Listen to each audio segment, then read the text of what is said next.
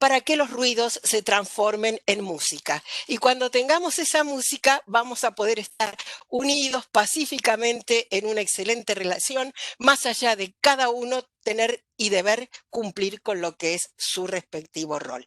Gracias a FOPEA, gracias Fernando, gracias por este convenio e insisto, por la generosidad de este encuentro. Gracias al equipo de la Junta, a los jueces de corte que están presentes, Adriana siempre allí, firme, y bueno, y los dejo en este evento que me imagino que va a ser sumamente productivo y muy útil para todos nosotros. Muchas gracias y que tengan una buena jornada. Muchas gracias, doctora.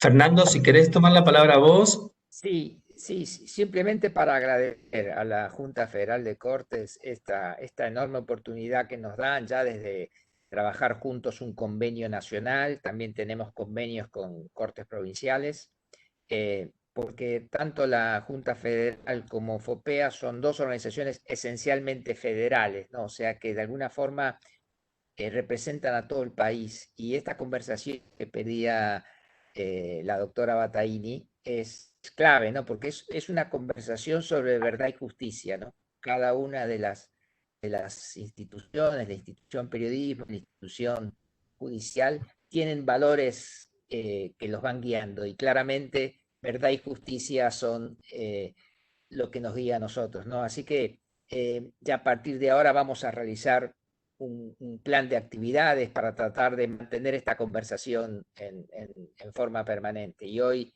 con la presentación de nuestro socio Hernán Capielo, que además es uno de los mejores representantes de la calidad periodística que FOPEA propone y promueve, ¿no? Así que nada más, enorme agradecimiento también a Marcelo Báez, que nos permitió y nos trajo la iniciativa, así que espero que sea muy útil esta actividad y que podamos continuar el año siguiente.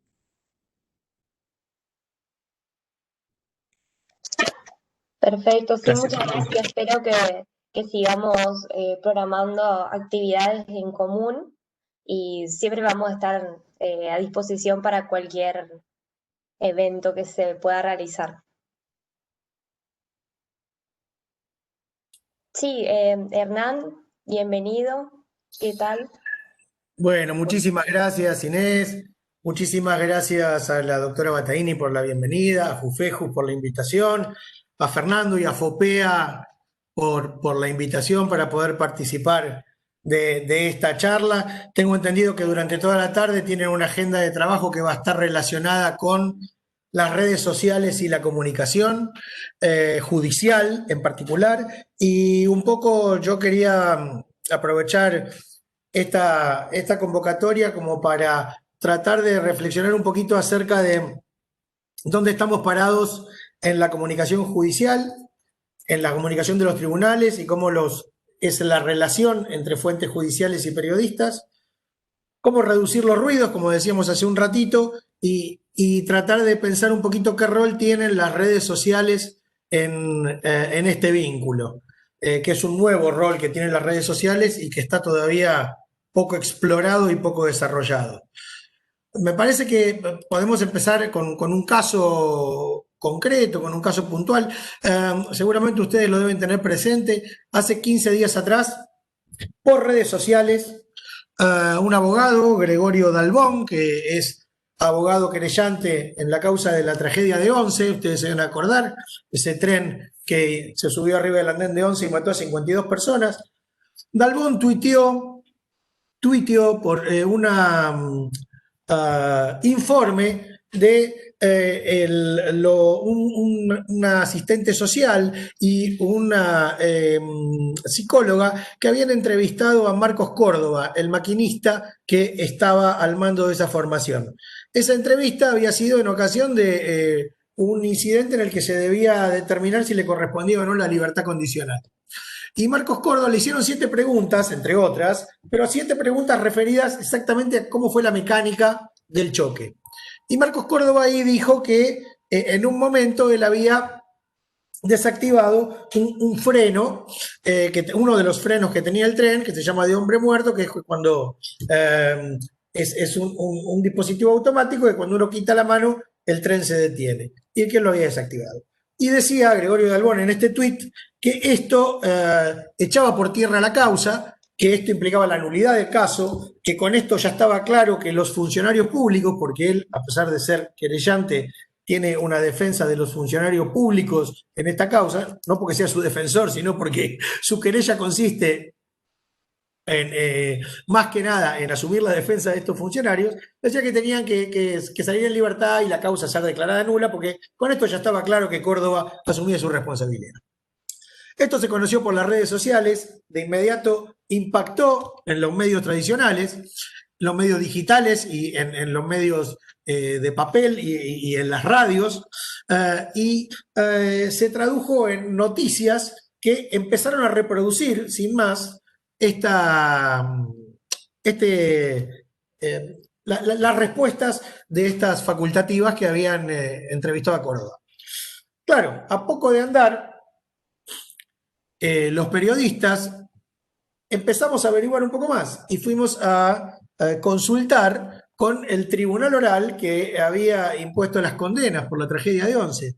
Y ahí nos aclararon que en realidad no se trataba de nada nuevo, que ya Marcos Córdoba había dicho esto tanto en la instrucción de la causa y lo había dicho durante el juicio oral en su declaración, y además en la sentencia los jueces también decían que esta era la versión de Córdoba, y justamente por este hecho es que Córdoba también fue condenado como uno de los responsables de la tragedia de Once. En síntesis, no se trataba de ninguna confesión, no se trataba de ninguna primicia, no hacía caer ninguna causa, pero esta noticia tomó carrera rápidamente, copó la agenda informativa de las mañanas, desde Twitter pasó a los portales de Infobae, por ejemplo, después terminó aún advertidos en La Nación de que este era el asunto. Ese día, por supuesto, no lo publicamos, y al otro día por la mañana llegó un editor a las 5 de la mañana, a las 6, bien temprano, y lo que hace es la comparación. Mira, esto lo está teniendo la competencia, no lo tenemos, y agarraron y reprodujeron la noticia que estaba reproduciendo la competencia, que nosotros ya sabíamos, por otra parte, que era falsa, porque lo habíamos corroborado. Entonces, a raíz de todo esto, la abogada de Marcos Córdoba, que es la doctora Valeria Corbacho, grabó un video en Instagram y lo difundió a través de sus contactos de Instagram, nuevamente las redes sociales, como para también sumar elementos y desmentir esta cuestión de Marcos Córdoba. Con esto que quiero mencionar, que las redes sociales son activas y determinantes en la constitución de la agenda de la discusión pública. Que las redes sociales son los motivadores muchas veces de que estas noticias ingresen en la agenda pública, y que los medios digitales y aún los medios tradicionales pueden verse tentados a reproducir esta información de las redes sociales sin corroborarlas. Luego, aún corroborándolas, se da un proceso que Ramonet, un estudioso español de los medios de comunicación, describe como el mimetismo mediático. Lo escribió esto hace 20 años Ramonet, cuando arrancaba Internet. Y Ramonet decía que los medios de comunicación lo que hacen muchas veces es mirarse entre sí y dejar de buscar, ahondar, corroborar, chequear. Y por una cuestión donde están en juego otros de los elementos sobre los que vamos a hablar esta tarde, que son las métricas, por estar en juego las métricas, muchas veces dejan de lado la rigurosidad a la hora de chequear la información por no perder tráfico en los clics y en las visitas que tienen ellos, cada medio, frente a la competencia. ¿Qué nos deja esta historia? A ver, perdón, les cuento el último capítulo de la historia. Dos últimos capítulos. ¿Por qué se había hecho pública esta noticia? Porque 15 días más tarde la Corte Suprema de Justicia efectivamente tenía en agenda fallar en el caso de la tragedia de Once, y lo que hizo la Corte fue rechazar con un 280 los cuestionamientos de las defensas y dejar firmes las condenas. Todo se trataba de una gran operación para incidir sobre la opinión pública, transmitir la idea de que la causa tenía que ser declarada nula y de algún modo meter ruido en esa decisión que estaba a punto de tomar la Corte. La fake news funcionó, tuvo su recorrido, pero no tuvo su efecto institucional. Aún así, en la opinión pública sí trascendió. Último capítulo de la historia, Marcos Córdoba acaba de quedar en libertad condicional hoy al mediodía. El cuento me parece que nos habla de la importancia de las redes sociales a la hora de incidir en el discurso público, la importancia de que haya otras fuentes que intervengan en esa comunicación. Y la fuente clave acá fue el tribunal oral. ¿De qué modo el tribunal oral corrió el velo de lo que estaba ocurriendo? Transmitiendo off the record a algún grupo de periodistas de su confianza o ante la consulta de periodistas los textuales de las 3 piezas que desarmaban el montaje, que eran la indagatoria en la instrucción, la declaración durante el juicio oral y el párrafo pertinente de la sentencia. Digo, se acabó, ya está, no había más discusión posible. Entonces, necesidad de eliminar los ruidos en la comunicación y establecer contratos de relación entre fuentes y periodistas. Me parece que esta es una primera enseñanza que nos deja esta historia y que, por supuesto, nos obliga a pensar que ya no hay ninguna pregunta para hacerse acerca de si los jueces tienen que comunicarse con los periodistas. Digo, esto es una pregunta que atrasa 20 años. Digo, hoy la pregunta es, ¿cuáles son los mejores modos de poder establecer ese vínculo directo entre jueces y periodistas, estableciendo acuerdos, y cuáles son los canales para que jueces y sociedad tengan también vínculos directos a través de las redes sociales, sin la intermediación a lo mejor de los periodistas, porque eso es otro de los fenómenos que se está dando en este momento. Segunda cuestión que me parece que puede también aportar un punto de vista a la conversación. Todos conocimos el procedimiento por el cual la Corte ayer admitió el per saltum de los camaristas Bruglia, Bertuzzi y Castelli. Y todos conocemos la historia porque la seguimos a través de los medios. En este asunto me parece que hay 2 actores judiciales relevantes que encontraron el modo de comunicar. Uno son los propios camaristas y otro es la Corte Suprema de Justicia.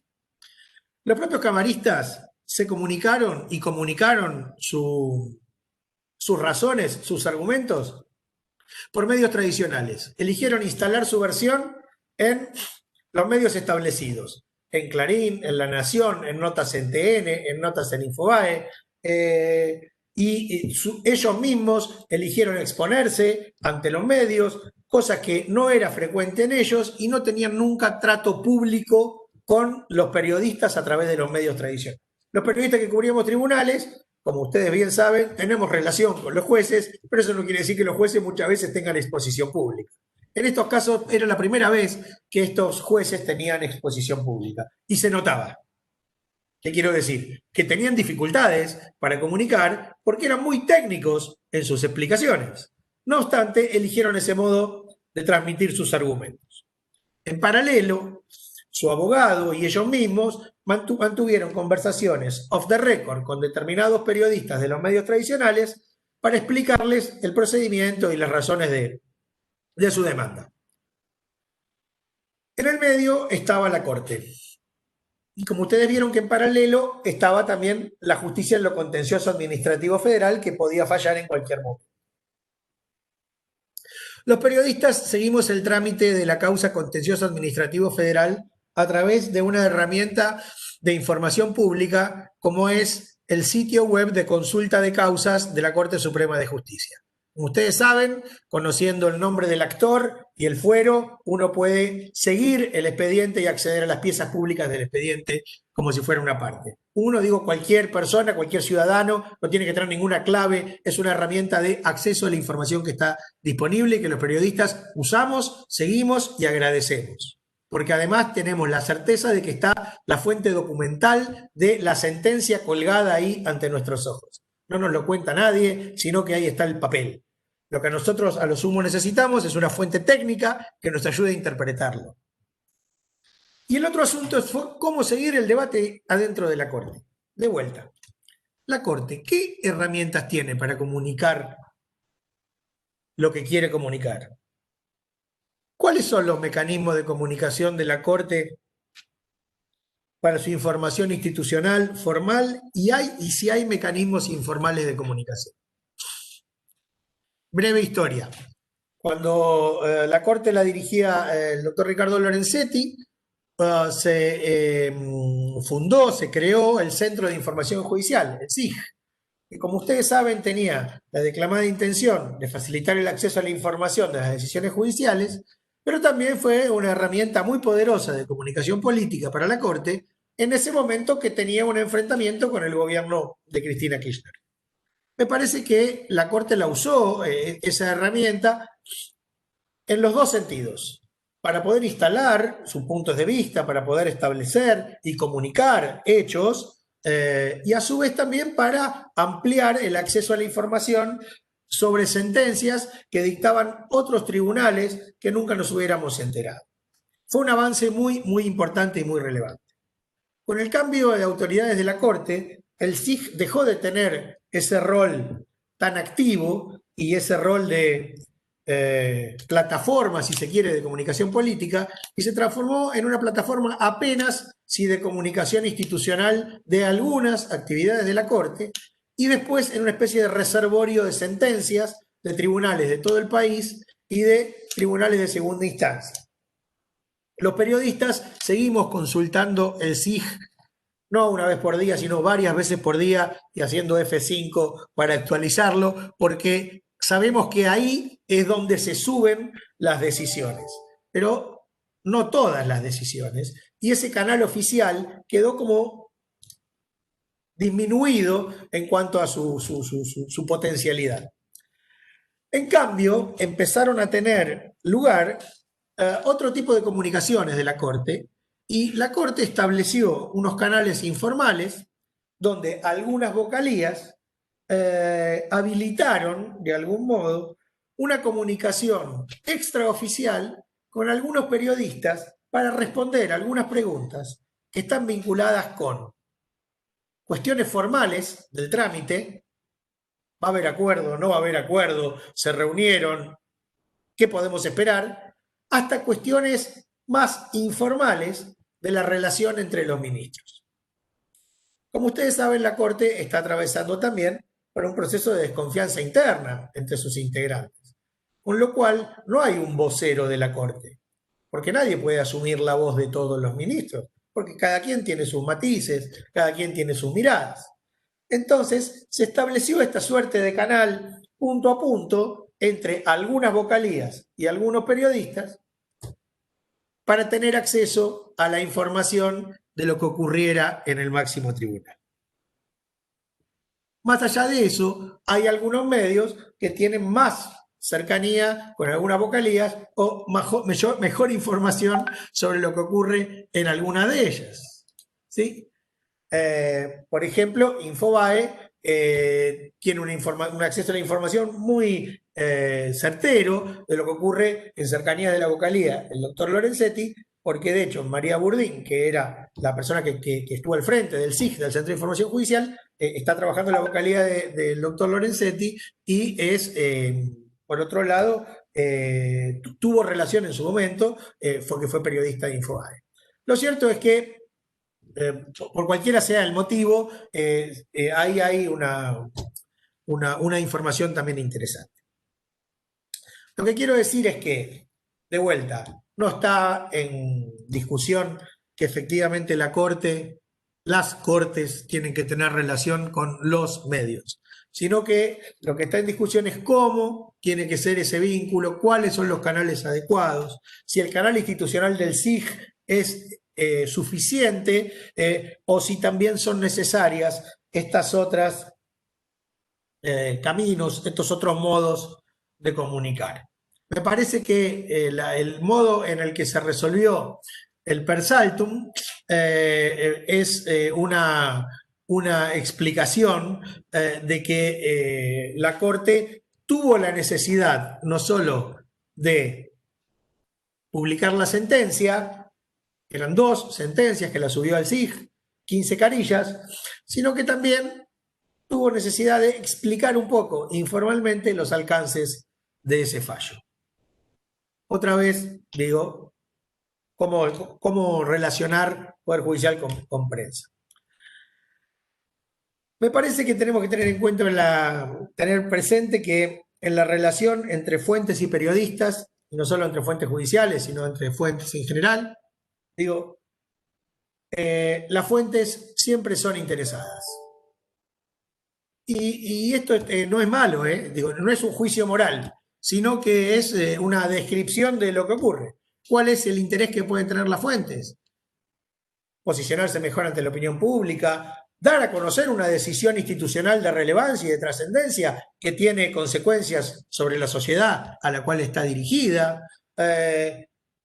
Puede haber algún interés personal de ese juez, de ese magistrado que dicta una resolución y que más allá de las consecuencias sociales que puede tener su fallo, él mismo está buscando una notoriedad para aspirar a un cargo superior. Digo, las motivaciones pueden ser muchas. Y los periodistas también tenemos necesidad de estas fuentes, porque nosotros tenemos que tener acceso a esa información. No solo tenemos que tener acceso a la información, sino que tenemos que tener la certeza de que esa información es precisa, es correcta, que está sostenida por una decisión judicial. Entonces, en este vínculo que hay entre fuentes y periodistas, donde las fuentes son siempre interesadas, esta relación con los periodistas es de interés mutuo y de desconfianza mutua. ¿Por qué digo desconfianza mutua? Porque los periodistas podemos desconfiar de que la fuente no nos diga la verdad, que más allá de su interés, digo, no nos diga la verdad. Entonces le vamos a preguntar, ¿y usted cómo lo sabe? ¿Hay una decisión, hay un documento que sostenga esto? Por ejemplo. ¿Y cuál es la desconfianza que pueden tener las fuentes con nosotros? Que no seamos fieles a sus decisiones, o que no seamos fieles a la información que nos brindan. Que, por ejemplo, ¿ahí se escucha? Ahí está. Si establecemos, por ejemplo, un canal de comunicación donde hay una comunicación off the record entre un magistrado y un periodista, ese periodista viole el acuerdo del off the record. Y está bien que, digo, esta desconfianza exista. ¿Cómo se elimina? ¿Cómo se elimina esta desconfianza? Estableciendo acuerdos explícitos entre fuentes y periodistas. Y estos acuerdos explícitos tienen que estar sostenidos más allá de toda circunstancia. Los periodistas tenemos una garantía que nos brinda la Constitución, que es la posibilidad de preservar el secreto de la fuente. Y nosotros tenemos que ser consecuentes en esa idea y mantener esa idea. Y los periodistas entendemos, por lo menos la mayoría de ellos, que el secreto de la fuente es sagrado, no importa si la fuente sea Jesús, o sea, no importa que sea culpable o inocente. Digo, es el sacrosanto secreto de la fuente. Y esa es la única garantía que tiene la fuente de poder confiar en el periodista.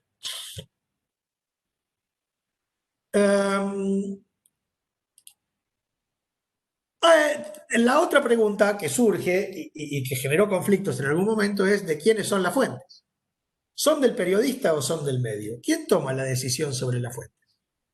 Un caso muy controversial, que seguramente ustedes recordarán, que determinó que se revelara el secreto de la fuente. Fue un caso que involucró al diario La Nación en la publicación de la noticia vinculada con coimas en la aprobación de leyes laborales durante el gobierno de la Rúa. Ahí la periodista se llamaba... ay, se me fue el nombre, por Dios. Fernanda Bueno, Villosio. perdóname. Villosio, María Fernanda. Fernanda Villosio publicó una historia en La Nación donde decía que un senador había cobrado esos sobornos. La fuente de Fernanda era una información off the record. Al otro día hubo una conferencia de prensa donde un grupo de senadores, incluido este senador, desmentía en on the record a Fernanda. Decía, aquí nadie cobró nada. Los periodistas discutieron ese día en el diario, las autoridades con Fernanda, ¿quién es tu fuente? Fernanda contó que la fuente era este senador y el diario tomó la decisión de contar y revelar el nombre de la fuente, porque entendía que había habido una violación del pacto, porque la fuente on the record la había desmentido. Esto implicó una pérdida de confianza de los periodistas que trabajaban en el Senado, implicó que Fernanda tuvo que dejar de trabajar en el Senado, implicó que Fernanda dejó de trabajar en el diario, implicó que Fernanda se fue de Buenos Aires y se fue a trabajar a La Voz del Interior. Y después Fernanda retornó y ahora, o estuvo trabajando hasta hace poco, después de tener a sus mellizas, en la revista Noticias, no sé si sigue trabajando en Noticias ahora. Sí, sigue, Fernando. ¿Con esto qué quiero decir? Nosotros somos los primeros interesados en mantener el secreto de la fuente y en no romper estos acuerdos. Porque estos acuerdos son los únicos que nos garantizan poder seguir informando. Y a la fuente es este acuerdo lo que le da resguardo para poder seguir haciendo su trabajo. Eso no quita que nosotros, cuando tengamos una información off the record, no la verifiquemos con otra fuente, que esa es nuestra tarea como periodistas. No solo confiar en la fuente en off, si hay un respaldo documental, mejor, sino cruzarla también con una segunda fuente que nos pueda corroborar esa información. Entonces,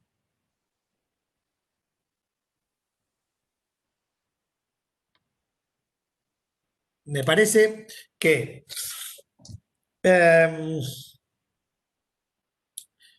por supuesto que sabemos que hay tres modos básicos de relacionarse entre fuentes y periodistas. El on the record, que es la declaración que ustedes hacen con nombre y apellido y que nosotros podemos citar. El off the record, que es esta información que ustedes nos proporcionan, pero que nosotros podemos usar, pero no citarlos a ustedes por nombre y apellido, aludirlos como funcionarios, una fuente judicial, un funcionario sin mencionar su nombre, y habría como una tercera categoría, si se quiere, que sería algo así como el off the record o background information también se le suele llamar. Es estas conversaciones que nosotros podemos tener donde ustedes van a dar un panorama de lo que piensan sobre, por ejemplo, la situación del Poder Judicial, pero yo no los puedo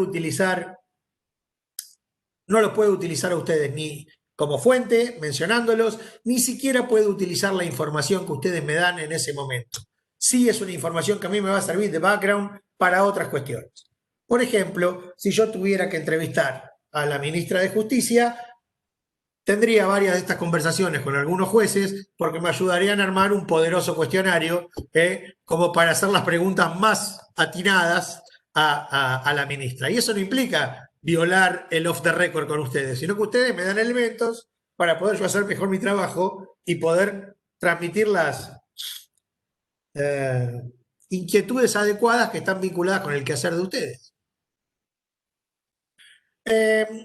Entonces, repasando, relación con la fuente siempre son interesadas, siempre hay un interés mutuo, hay desconfianza, mantener el secreto, mantener el acuerdo y que estos acuerdos, insisto, sean explícitos.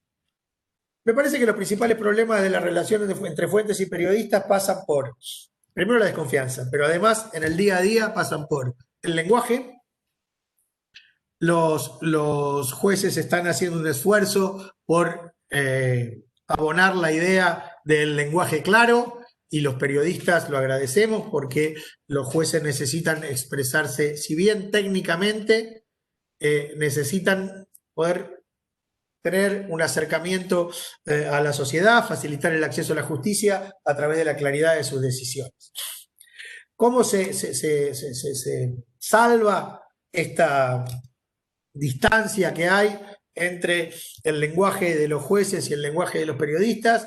Con traductores que pueden ser integrantes del propio tribunal o voceros del propio tribunal que puedan facilitar la interpretación de estas decisiones judiciales, y con capacitación por parte de los periodistas a cargo de los jueces y abogados, que los periodistas que cubrimos el área judicial tengamos una capacitación en temas específicos vinculados con las cuestiones procesales y las cuestiones de las decisiones que tienen que tomar. Me parece que el otro ruido en la comunicación está dado por los tiempos. Los jueces tienen tiempos procesales, y está bien que lo tengan, y hay tiempos que están vinculados con las cuestiones obvias, por ejemplo, de un proceso penal. Ustedes, cuando hacen un juicio, tienen que dictar sentencia al cabo de todas las audiencias. Los periodistas tenemos que contar una noticia al final de cada audiencia. Entonces, nosotros vamos a llegar a conclusiones que ustedes van a juzgar como apresuradas o prejuiciosas, pero son las conclusiones de eso que tenemos adelante en ese momento.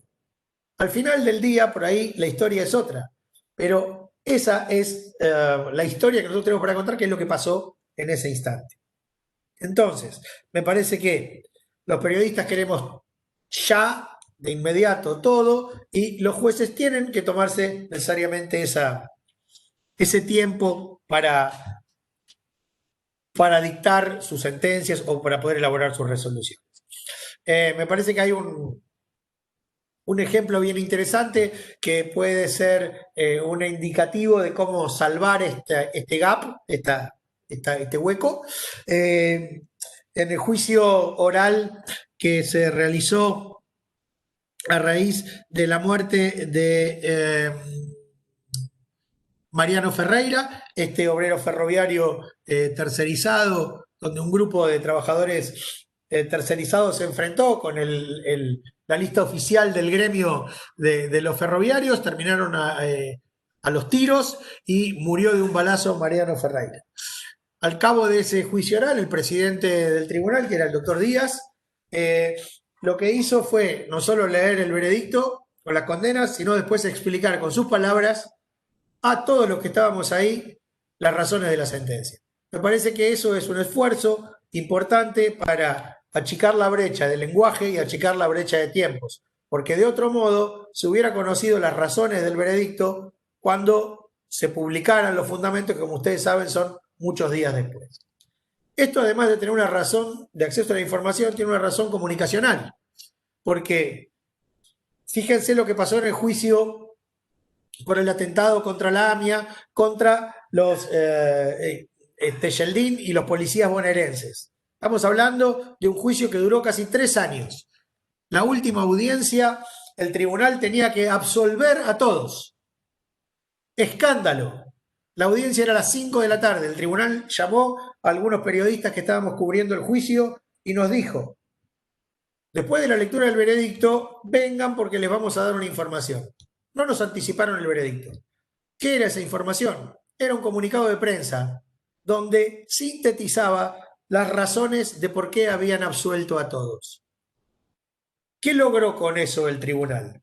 Logró que ese día y al otro día no solo se escucharon las voces de los acusados que decían que eran inocentes y de los familiares que decían impunidad, impunidad, acá no hubo justicia, sino que se escuchó la voz del tribunal en el momento en el que se tenía que escuchar, explicando las razones de por qué había fallado como había fallado.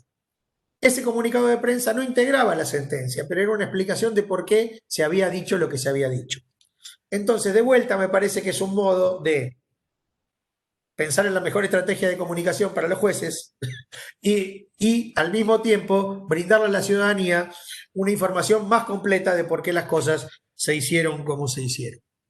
Entonces digo, me parece que son el lenguaje, los tiempos y el acceso a la información los principales problemas, pero creo que esos principales problemas se pueden limar, ¿sí? O se pueden reducir, se pueden minimizar, digo, pensando en estrategias. Sobre todo que muchas veces estamos hablando de ejemplos de tribunales sueltos, ¿no? Imagínense si estos tribunales hubieran contado con una estructura como las que tienen los tribunales provinciales de oficinas de prensa y oficinas de comunicación preparadas para poder asistirlos en estos bretes, en estos problemas, digamos.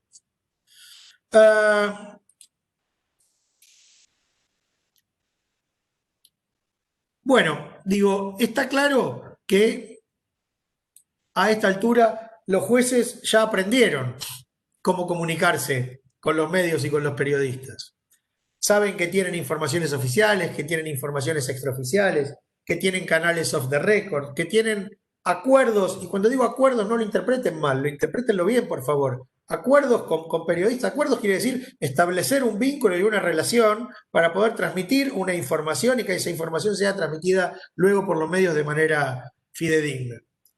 Algunos jueces lo interpretaron esto tan bien, pero tan bien, que han logrado que algunos periodistas sean hasta sus voceros o sus promotores, más allá de difundir su actividad jurisdiccional. O les diría en ocasiones hasta sus defensores políticos. Con lo cual, digo, este asunto ya está claro para muchos magistrados. Pero creo que hay algunos otros jueces que todavía no tienen la información necesaria para saber cómo nosotros los periodistas construimos el relato informativo. Y es por eso que la primera respuesta que recibimos los periodistas es: vos publicás eso porque tenés una línea editorial. Vos lo decís porque sos de La Nación. Lo primero que le decimos a estos señores y a veces señoras es: mirá, yo no tengo nadie arriba del hombro que me está diciendo qué escribir ni qué dejar de escribir, ni yo dejo de escribir algo porque el diario en el que yo trabajo piense de determinado modo, de un modo o de otro modo. En todo caso, lo que voy a hacer es ir y proponer la historia, defender la historia, y si hay alguna objeción, sostener la objeción a partir de los básicos del periodismo, que es solo los hechos. Digo, si esto es así, acá está el hecho, acá está la resolución. Ahora después, vemos, si lo querés publicar es otro tema, pero digo, esto que yo digo se corresponde a estos acontecimientos. Los periodistas trabajamos de dos cosas todo el tiempo, que es seleccionar acontecimientos y jerarquizarlos. ¿Cómo los seleccionamos? Los seleccionamos de los acontecimientos que llegan a nuestro conocimiento. O sea, aquellos que no conocemos no podemos ponerlo dentro de la bolsa, digamos. Pero los periodistas todo el tiempo, en nuestra actividad profesional, en el contacto con las fuentes, accedemos a información, seleccionamos esta sí, esta no, esta, y después la jerarquizamos, le damos más trascendencia a una que otra. ¿Por qué? ¿Con qué criterios? Con unos criterios que son criterios universales que están vinculados con el ejercicio de las prácticas periodísticas. ¿A cuántas personas involucra? El impacto social, la jerarquía de los personajes implicados. Digo, cuestiones que tienen que ver con el periodismo universal. Y además el medio tendrá otros criterios que tienen, entre otros, que ver con su línea editorial. Pero esta construcción del relato social, o esta construcción del relato que hacemos los periodistas, digo, los periodistas de los medios tradicionales, está cada vez mucho más incidida por las redes sociales. Y la construcción del relato a través del cual se da la discusión pública Me parece que cada vez es menos la de los medios establecidos, la de los medios tradicionales, y mucho más está determinada por el debate que se da en las redes sociales. Debo decir que este debate de las redes sociales, a diferencia de lo que se pensaba en la década del 70, cuando se hablaba de los medios hegemónicos, este debate de las redes sociales es un debate que se da fragmentado, hiperfragmentado, donde hay muchísimos puntos de vista, donde cada quien es un emisor de sus propios mensajes que entra en confrontación con el resto. Digo, y ahí está mucho más atomizado, si se quiere, ese debate. El otro día estaba escuchando una conferencia donde comentaban, y no sin cierta razón, que por ejemplo, la audiencia de todos los canales de la televisión en España a la hora de los informativos era mucho menor que todos los seguidores de la cuenta de Twitter de Trump. Entonces, digo, ¿dónde está la audiencia? Digo, ¿está en los medios tradicionales o está en las redes sociales? Digo, esto solo lo pongo a título anecdótico, no para indicar en particular nada, sino para decir que también hoy los medios digitales tienen incidencia en cómo se construye el discurso público. Yo les traje algunos gráficos que por ahí pueden ayudar a sostener esta idea. A ver si puedo compartirlos. No sé si lo llegan a ver. Esto es una... Sí, bueno, se ven. ¿se ven? Bueno, bárbaro. Déjenme pasar el aviso. Este es un contenido que nosotros publicamos en la Universidad Católica, en el Observatorio de Medios. Son distintos informes que subimos con distintas cuestiones vinculadas con los medios. Este es unos datos del sitio Comscore, que lo que hace es seguir el consumo de redes sociales. Y fíjense lo que nos dicen estos estudios. Que la generación Z, es decir, los más chiquitos, el 55% de las noticias las obtienen de las redes sociales, el 28% de los sitios de noticias y el 14% de los portales, Google, Facebook, Yahoo. Los millennials, que son un poquito más viejos, ¿sí? El 40% de las redes, el 35% de los sitios de noticias y el 23% de los portales. Y la generación X, que está más vinculada con nosotros, que somos post 60 y pico, 66, 70, digo, nos informamos 25% de redes sociales, 45% sitios de noticias y 27 portales. ¿Qué quiere decir esto? Fíjense dónde están hoy las audiencias. Las audiencias están en el teléfono. Las audiencias, porque nosotros el consumo de redes lo hacemos esencialmente por el celular. ¿Sí? Digo, las audiencias están en el teléfono, con lo cual la información que está discutiéndose en el relato público es la que nos llega a través de las redes sociales. En cuanto a compartir contenidos por redes, fíjense que son los millennials los que dicen que comparten contenidos, los que más comparten.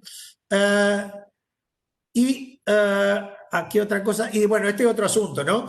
Que es que nadie va a pagar por noticias, excepto que sean algunos contenidos muy, muy relevantes, y eso habla, por ejemplo, de la lentitud que se está dando en los medios tradicionales para que el sistema de financiamiento del muro de pagos, el sistema de financiamiento de donde usted tiene que poner la tarjeta de crédito para acceder a los contenidos, vaya con tanta lentitud. Digo, me parece que esto nos da una idea de dónde estamos parados acerca de cómo consumimos los medios. ¿Qué pasa mientras tanto con los medios tradicionales? Los medios tradicionales siguen siendo confiables, por lo menos, a ver si les muestro este gráfico.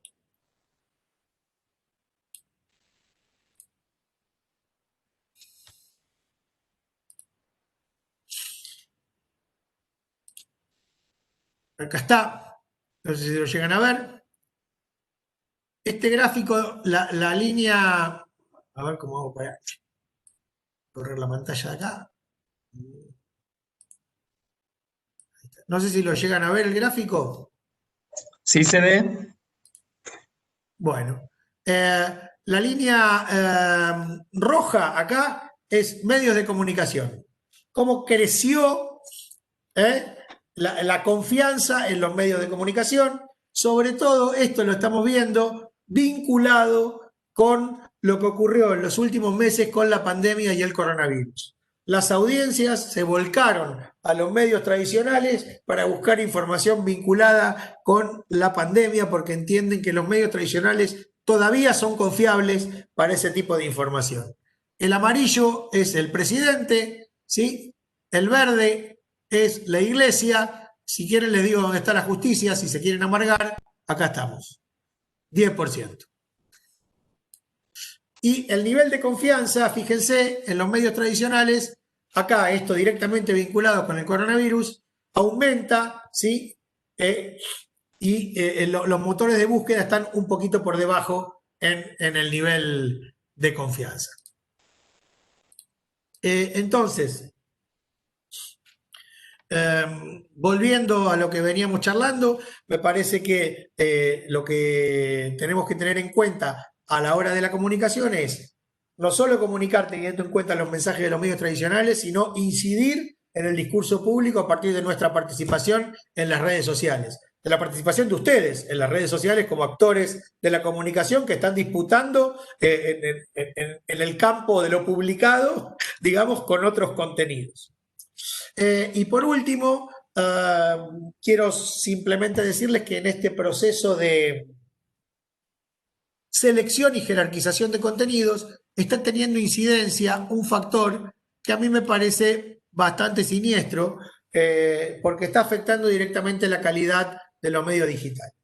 Este factor se llama métricas, es decir, los medios tradicionales están privilegiando la exposición de contenidos que están vinculados con el rendimiento de estos contenidos en la audiencia. Cuanto más clics, cuanto más tráfico traigan estos contenidos, más van a estar, independientemente del interés público que tengan, de la dimensión social que tengan, de la gravedad institucional que implique esa noticia. Y hoy vemos en los portales donde los gatitos y los cocodrilos bebés se disputan la página web con los fallos de la Corte o las decisiones o los discursos presidenciales. Y además, con otro agravante, hay una banalización de los contenidos digitales donde un contenido es como que termina cortado en fetas, en mini contenidos, y eso hace que aumente el impacto de estos contenidos por separado, pero falta una lectura global, una lectura completa del fenómeno que quiere describir ese contenido. Es decir, hoy, por ejemplo, yo tengo declaraciones del presidente del Consejo de la Magistratura, una declaración del viceministro de Justicia, un tuit de la vicepresidenta y un segmento del fallo de la Corte. Pero no tengo ninguna nota que me cuente el día después del fallo de la Corte que aceptó el per saltum de estos 3 camaristas, por ejemplo. Digo, me falta algo que termine de explicar ese fenómeno político que tuvo importancia. Lo que quiero decir en todo caso es que esto es una cosa que está ocurriendo en los medios, me parece, y que está perjudicándonos a nosotros para poder contar mejor las historias y hace que las audiencias no terminen de tener una información completa, que solamente tengan así, chispazos, ideas, retazos, títulos, impactos sobre todo, y no explicaciones completas de los fenómenos. Bueno, nada, espero poder haberlos ayudado con esta mirada sobre la relación de periodistas y jueces y un poco esta mirada sobre los medios. Así que nada, quedo a disposición y muchas gracias. Gracias a vos, Fernando. Acá tenemos justamente también al doctor Lozano, Luis Francisco Lozano, que fue presidente de la Junta Federal y también es ministro del Tribunal Superior de Justicia de la Ciudad Autónoma. Así que el doctor Lozano o quien quiera, que si necesitan hacer algún comentario o alguna pregunta, el micrófono está abierto. le quiero sacar la palabra a nadie, pero si nadie la quiere usar antes, a mí me agradaría tener una visión de Capielo, a quien no solo tuve ocasión de conocer en una cena de la Asociación de Magistrados, sino que además lo escucho con alguna frecuencia y siempre con la claridad expositiva y la gracia con que lo has hecho hoy día. A mí hay una cosa que me parece que realmente es significativa y seguramente va a ser muy dinámica.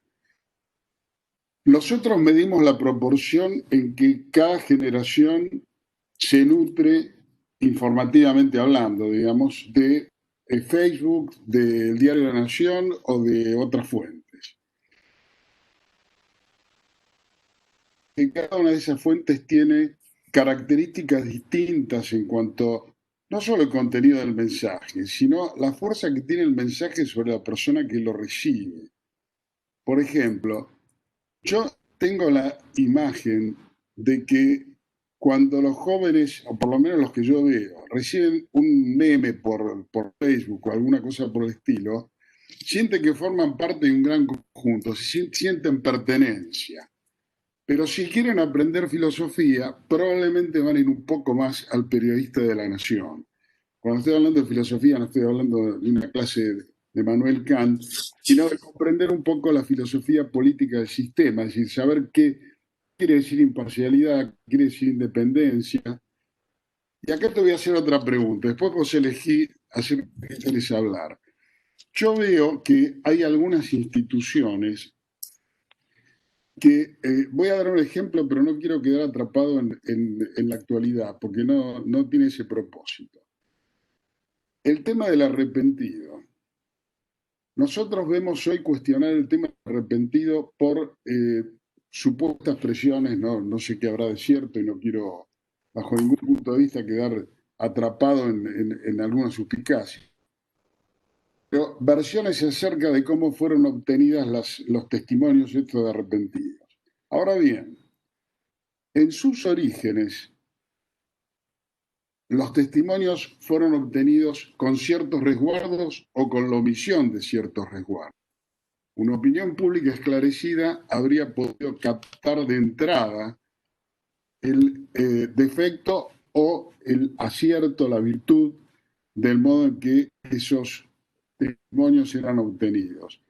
Y acá me da la impresión, y es un segundo aspecto, pero que está relacionado con el primero, me da la impresión de que el nivel, digamos, de captación que el periodista tenga acerca del fenómeno tiene mucha importancia en cuanto a cómo lo va a apreciar la sociedad. No es solo una cuestión de dato puro, también es un problema de interpretación. Yo veo que esto está un poco abandonado. Yo conocí otras épocas, me parece que Hernán era muy chiquitito, pero donde había un diario que se llamaba La Opinión, por ejemplo, que tenía la pretensión, no digo que lo hicieran mejor que ustedes, pero que tenía la pretensión de guiar en la formación de opinión. Entonces, me gustaría conocer tu opinión acerca de cómo puede el periodismo, y especialmente lo que yo entiendo como medios tradicionales, qué pueden hacer por hacer, no tanto guiar, sino levantar el nivel de apreciación que puede tener la opinión pública. No sé si es claro lo que te estoy preguntando. Sí, yo creo que vamos en sentido contrario, me parece, doctor. ¿Cómo le va? ¿Qué dice? Hace mucho que no nos veíamos. Bueno, tuteame porque no me trataste de usted en la cena. Y eso que era antes de empezar la bebida. No, digo que vamos en sentido contrario. Creo que los medios digitales están teniendo, al revés, poca capacidad de hacer eso, de ser explicadores, de formar, de dar elementos para formar esa opinión. Digo que los medios digitales son mucho más instantáneos. Por ahí todavía lo hacen los medios tradicionales y creo que ese va a ser finalmente el nicho al que van a quedar reducidos los medios tradicionales. Si usted me dice qué va a pasar con la tirada de los diarios, probablemente se disminuya drásticamente, pero van a terminar siendo productos boutique, digamos, de grandes explicadores que puedan aportar un punto de vista más profundo. Creo que ese es el lugar para los medios tradicionales. Y con respecto a lo que me decía antes de las redes y los contenidos diferentes que se pueden generar en una red o en un medio más serio, digo, me parece que ahí es que cada plataforma tiene su lenguaje, ¿no? Y por ahí en Instagram la historia la tenemos que contar con un meme. Hay un medio que es fantástico, que se llama Redacción AR, Redacción barra AR. Es un medio que ya innovador hasta desde su metodología de financiamiento. Es un medio colaborativo donde le piden a la gente que colabore con plata para sostenerlo. Y tiene, por ejemplo, una plataforma de Instagram donde cuenta cosas súper complejas con cómics, con dibujos, digo. Y me parece que hay abordajes técnicos, incluso de decisiones judiciales, que se podrían hacer tal vez con el nivel necesario, pero utilizando el lenguaje de esas plataformas. Digo, yo creo que no hay que pensar que porque sea un meme, va a ser un meme solo para divertirse, como el que compartimos siempre. Puede ser el lenguaje de meme también para construir un contenido un poco más denso, ¿no? Me parece. Me tomo la idea, me parece excelente. Se nota la diferencia entre un aficionado que soy yo y un especialista que sos vos. No, ¿por qué? Pero digo, No, porque me parece, es cierto esto, efectivamente. digo, los medios tradicionales están perdiendo la carrera contra estos medios digitales y están aprendiendo todo el lenguaje de los medios digitales para poder estar ahí con esos contenidos pretendidamente más profundos. Vamos a ver si les sale bien o más o menos. Bueno, es un desafío. Bien. Pero No, también puede ser herramientas de comunicación institucional, digo. Perdón, no oí bien esto último porque me superpuse hablando, alentando a la audiencia. Que también puede ser una buena estrategia de comunicación institucional, digo. No solo para transmitir noticias, sino también de comunicación institucional de tu organismo público como ustedes, ¿no? Lo que pasa, Hernán, es que para nosotros la comunicación es muy importante, pero uno en términos de prioridad la pone por debajo de sacar las sentencias al día, tener una producción adecuada, dar respuesta, dar servicio. No, pero sus tareas jurisdiccionales, está claro. Pero es que hoy en día todos los jueces comprendemos que comunicar debe ser parte del servicio, pero claro, a uno siempre le cuesta un poco de trabajo, ¿viste? Ese famoso tema que lo urgente te saca de lo importante. Pero todos tenemos conciencia de que si el pueblo no tiene una percepción del servicio adecuada, el servicio no funciona. Eso está claro, ¿eh? Sí, sí. Bueno, anímense, yo me animé, a fin de cuentas, claro, me tiraron al ruedo. A ver, una más. Sí, no sé si alguien más quiere hacer alguna pregunta. Y si no, vas a tener que ser vos, ¿eh? Adelante. María. No es necesario. Está todo tu equipo, Luis, acá. Tanto Adela como María, Bueno, entre otros. yo no la empujé, me empujaron a mí. Está muy bien. Realmente creo que tenían una expectativa, por cierto, satisfecha seguramente, pero que tenían una fuerte expectativa en la palabra de Capilla. Yo también, de hecho, he hecho algún esfuerzo, llegué ligeramente retrasado, pero bueno, creo que tomé la parte más Totalmente. central de la disertación. Yo quiero añadir que del Tribunal Superior de la Ciudad estamos 5, no contamos al doctor Lozano, pero estamos las 4 del equipo, así que, y tuvimos también la oportunidad de ver a Hernán en Paraná hace creo que un par de años ¿Cómo No sé si andás? estoy Claro, contando. ahora ¿Cómo sí. estás? No, pero no sé si estoy contando este año dentro del par de años o este año no se cuenta. No me acuerdo si hace 2 o 3. Se nos olvida, así que no, muy interesante. Y más allá de los contenidos informativos, el poder llegar a distintos tipos de público a través de distintas plataformas y de distintas formas de construir el mensaje que quiere hacerse llegar, es el trabajo de todos los días. Y también a veces convencerlos. Nosotros tenemos desde hace un par de años Twitter. Costó explicar que el Tribunal Superior de Justicia de la Ciudad necesitaba Twitter. Y bueno, en un acto de fe nos dejaron abrir una cuenta y nos va fenomenal. Pero es que abren hasta los boletines de sentencias. A ver, el público al que llegamos, evidentemente, son abogados de la ciudad o miembros del Poder Judicial de la ciudad. Pero de la otra manera no les llegaba. Tenían que hacer el esfuerzo de entrar en la página web y buscar algo. De esta manera, en un golpe de vista y desde el teléfono, reciben las 80 sentencias que de promedio el Tribunal Superior dicta por mes. Bueno, es un esfuerzo y es una llegada y nos sirve. Y jamás hemos tenido, que era uno de los temores de alguno de los jueces, tener, pues, bueno, en Twitter ya se sabe que es un lugar donde puede ocurrir de todo en pocos caracteres. Entonces, no hemos tenido jamás en 2 años y vamos por 1.600 seguidores y somos un tribunal chiquito. Jamás hemos tenido pues un insulto o una frase poco cariñosa. Así que realmente si lo que se envía, más allá de lo que son estos boletines o las sentencias o la información de algunas audiencias o propuestas de charlas que realiza el Tribunal Superior en algún momento, realmente es una forma de llegar certera y al bolsillo, porque no se puede llegar mejor. Y hay que abrir y hay que hacer más cosas. Aprovecho, esto es mi pedido personal al doctor Lozano, ya que está, hay que hacer más cosas.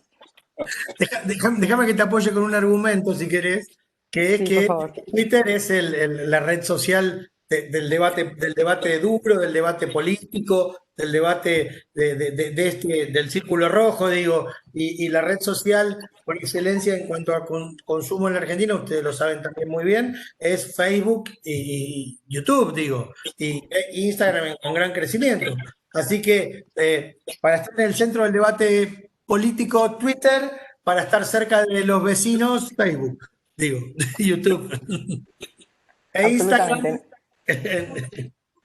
Es el próximo verdad, desafío. Yo todavía no lo veo. Estamos estudiando pero para hacer la propuesta, pero todavía no. Tenemos el canal de YouTube, que sí también va muy bien. Es más, es más aburrido para el contenido que nosotros realizamos. Pero sí funciona. Y si se hace bien, poco y bueno siempre es bienvenido. pero vamos a difundir una audiencia por una acción declarativa de constitucionalidad, probablemente el 12 de noviembre, ya por tenemos este fecha. medio de streaming. ¿Sí? Y ya te estoy notificando que vas a tener que estar ahí Que vigilando. sepas que ya lo sabía. No la fecha, pero ya tenemos todo. Así que Parte va a me parece fantástico. ser virtual, pero en parte vamos a estar presentes, digamos, nosotros. Y bueno, después va a estar conectadas las partes por internet, ¿no? Pero tenemos una presencia de San Juan, la doctora Adriana García. Hola, Luis. Colega, a ver, ¿Qué pasa? ¿qué ¿Cómo dice? están? ¿Qué Muy dice? bien. La cosa que apagué la cámara por una cuestión de internet y todo lo demás. Entonces que escuchaba, y nosotros acá en San Juan tenemos Twitter, Instagram, Facebook y también transmitimos por YouTube, que en realidad la transmisión por streaming la empezamos a hacer a partir de la pandemia. Ustedes saben que acá en San Juan estamos aplicando a través del procedimiento especial de flagrancia las violaciones al artículo 205 y 209 del Código Penal, es decir, las violaciones al ASPO, al aislamiento preventivo social obligatorio. Entonces, las condenas, sobre todo cuando eran algún empresario, o las condenas, las últimas son de los juicios o las audiencias de las fiestas VIP, que son las fiestas de los presentes y que, bueno, que están incumpliendo normas, las audiencias las estamos transmitiendo. Y la verdad que tenemos mucho público interesado, porque aparte ya los periodistas, los medios de comunicación, les es hasta más fácil. Las indicaciones. Hay dos personas del equipo que están ahora conectadas. Nosotros, y Gustavo Martínez Puga participa en FOPEA y participa siempre bien. La verdad que con el equipo tratamos de comunicar por todos los medios y nos vamos adentrando y nos va bien también, como decía Adela, ¿no? Sí. No nos pegan tanto y si nos pegan, asumimos el riesgo. Yo creo que parte del compartir los contenidos en las redes es asumir el riesgo del feedback y tiene que saber qué es lo que, cómo uno se expone. Es decir, a menor comunicación, menor posibilidad de que te contradigan, pero también es menor comunicación. Entonces, creo que hemos asumido, pero bueno, estamos trabajando fuertemente en eso. Y yo sigo aprendiendo, del maestro Lozano aprendo mucho. Bueno. Creo que vamos haciendo camino un poco todos, ¿no? Me parece que ya hace mucho tiempo que esto, en algunos particulares, en algunas provincias, en algunos tribunales, se viene haciendo, y acá tenés, por ejemplo, un claro ejemplo con las cámaras prendidas, pero hay otros también, que el equipo de Ciudad Autónoma, con las herramientas que van proponiéndole al tribunal, logran ser esta mano para la sociedad, ¿no? Para que la justicia también se exprese y tengan ida y vuelta con la sociedad. En este caso, gracias a vos, Hernán, y también a Fernando Ruiz, que está conectado, que es el presidente de FOPEA, que encontramos la vuelta para abrir este espacio y abrir otros más en futuro, para que se pueda hacer también todo un camino al respecto, ir puliendo de cómo llegar a dar la noticia y también ser ida y vuelta entre unos y otros, ¿verdad? Sí, y al mismo tiempo las reuniones anuales del Foro de Responsables de Comunicación de los Tribunales Superiores, ya llevamos como 6 o 7. Al principio era algo tímido, pero al ver unos tribunales que ya teníamos, por ejemplo, nosotros Twitter, La Pampa, que el pobre responsable de comunicación, Claudio, no recuerdo el apellido porque es italiano complejo, y yo llego hasta García. Pero decía, no me vamos a probar en la vida. ¿El encargado de La Pampa? Perdón, de La Pampa, Claudio, apellido italiano. ¿Nadie se acuerda? Ahí te lo busco porque no lo tengo presente, pero seguí tranquilo. Creo que es de CEO, si mal no recuerdo. Deseo, algo así. Sí, okay. Sí. Claudio, vos lo Bueno, Diceo. No. Bueno, pues él decía, no, yo me rindo, no, nunca en la vida, no, nunca. Bueno, tiene Twitter y lo usa, un montón. Y otros tienen YouTube, algunos tienen Facebook, y bueno, el gran desafío será Instagram, a ver cómo hacer historias de video de lo que producimos. Un poquito difícil, pero bueno. O en dibujos animados también podríamos hacerlo. No, nosotros en Instagram generalmente pasamos en las historias, damos a publicidad las actividades, los juramentos, lo que vamos haciendo, es decir, las actividades, ocupamos mucho las historias de Instagram para anunciar las transmisiones que vamos a hacer en vivo. Entonces transmitimos en vivo los juramentos o aquellas cuestiones que son muy puntuales, muy pequeñas. Por ejemplo, hoy tuvimos una capacidad